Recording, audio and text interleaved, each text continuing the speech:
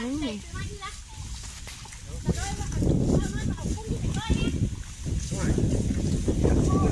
มันเป็นทางกล้วยกุ้งนะกุ้งพะโล้มันเสร็จมันเรากุ้งเราคนลึกเกาะได้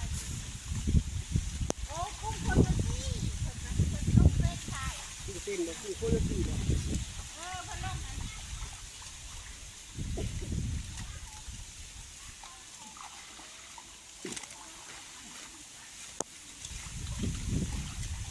โอ้ว่า30 นาทีหรือประมาณ30 นาทีเนาะ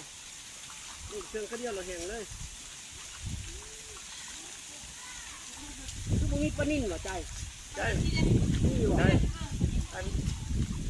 สวิงมันเด้สวิง บ้านอะไรให้คั่วแล้วบอกเขาไม่ให้